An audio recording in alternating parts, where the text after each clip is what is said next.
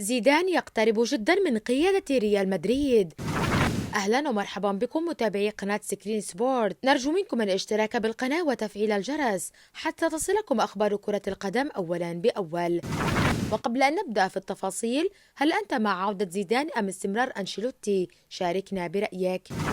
كشفت تقارير صحفية أن الفرنسي زين الدين زيدان المدير الفني الأسبق لفريق ريال مدريد الإسباني أصبح قريبا من العودة لقيادة صفوف الميرينجي خلال الفترة المقبلة. وأكدت صحيفة ذا أتلتيك الإنجليزية على أن العودة إلى ريال مدريد وكتابة التاريخ مع الميرينجي في ولاية ثالثة هو الأقرب للمدرب الفرنسي زيدان خلال الوقت الحالي، بعد أن فشلت مفاوضاته مع كافة الأندية والمنتخبات التي تواصلت معه مؤخرا. وتضامن نادي ريال مدريد الإسباني في بيان رسمي مع زين الدين زيدان، وأدان تصريحات نويل لوغريت رئيس الاتحاد الفرنسي لكرة القدم ضد زين الدين زيدان مدرب النادي الملكي السابق.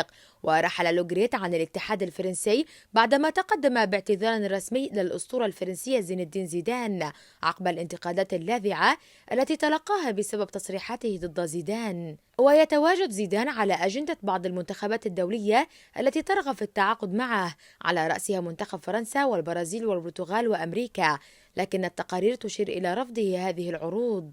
وارتبط اسم زيدان بتدريب منتخب فرنسا عقب كأس العالم 2022، ولكن بعد وصول الديوك إلى النهائي رغم الخسارة جدد الاتحاد الفرنسي ثقته في ديشامب المدرب الحالي للبقاء في منصبه حتى كأس العالم 2026. ويقال بأن زين الدين زيدان الذي فاز بالكثير من الألقاب كلاعب ومدرب في النادي الملكي، والذي أحرز لقب دوري الأبطال 3 مرات، ربما يسعى من جديد لتدريب الميرينجي.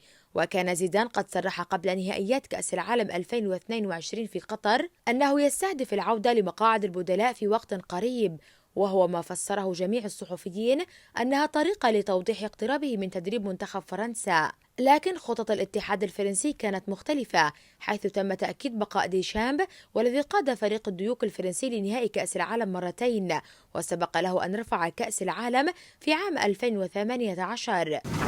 متابعينا الكرام، شكرا لكم على المشاهدة، ولا تنسوا الاشتراك بالقناة وتفعيل الجرس فضلا وليس أمرا.